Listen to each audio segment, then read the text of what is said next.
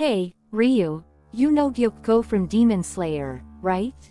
Unlike other demons, we don't get to see any flashbacks of his human life. Oh yeah, that's true. Actually, Gyokko's human backstory does exist.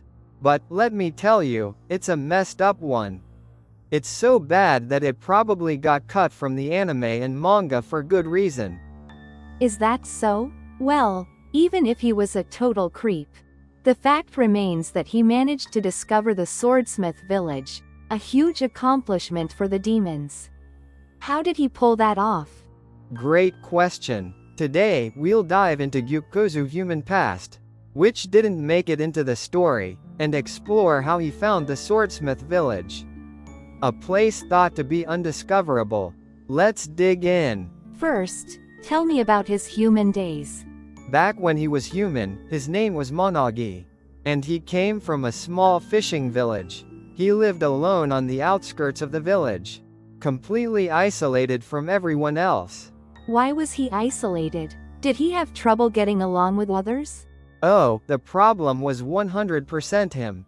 Even as a kid, Monagi had bizarre habits, like collecting dead fish and obsessing over them. It creeped everyone out. Yikes, I can see why people would avoid him. That's unsettling. The villagers, however, took pity on him. They thought he'd gone mad from the trauma of losing his parents in a shipwreck. So, instead of driving him away, they decided to keep an eye on him. But in reality, his personality was warped from the start, wasn't it? Exactly. When he saw his parents' drowned bodies, he found them beautiful. That was the beginning of his twisted nature. It wasn't trauma, it was just how he was wired. Wow, that's just disturbing. So what happened next? One day, Monagi killed a kid who teased him and stuffed the body into a jar. That was the last straw for the villagers. Enraged, they attacked him with a double-pronged harpoon, leaving him on the brink of death. And that's when he should have died, but fate had other plans. You got it. Kibutsuji Muzan appeared and turned him into a demon. From there, he climbed the ranks and became upper rank 5. After becoming a demon, he even went so far as to modify his own body. He's truly terrifying. Now, let's talk about the Swordsmith Village. That place was a critical base for the Demon Slayer Corps. And its location was top secret, right?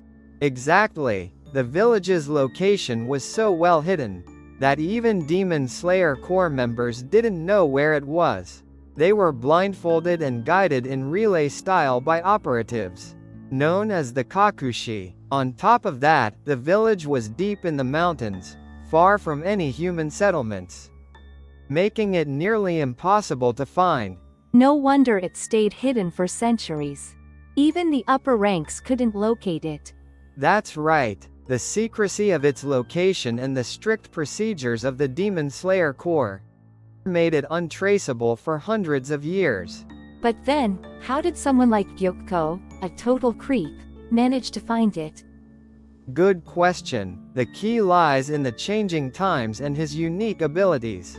Alright, let's dive deeper into the analysis from here.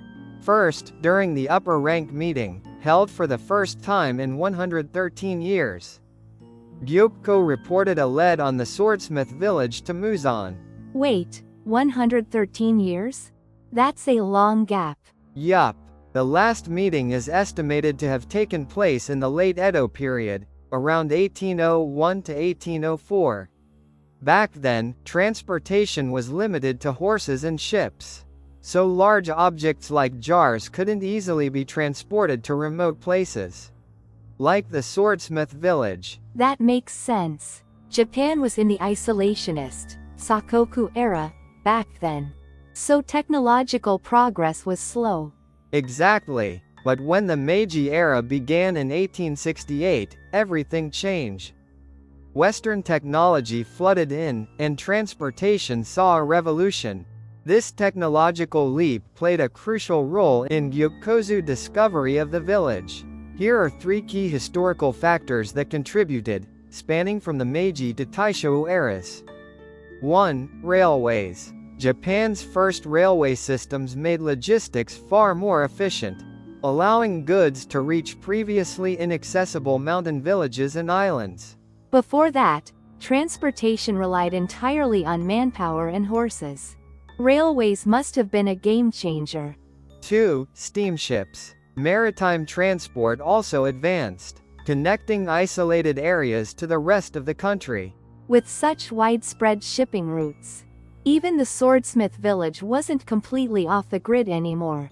3. The Taishou boom. During this era of economic growth, wealthy collectors, known as narakin, developed a huge demand for art.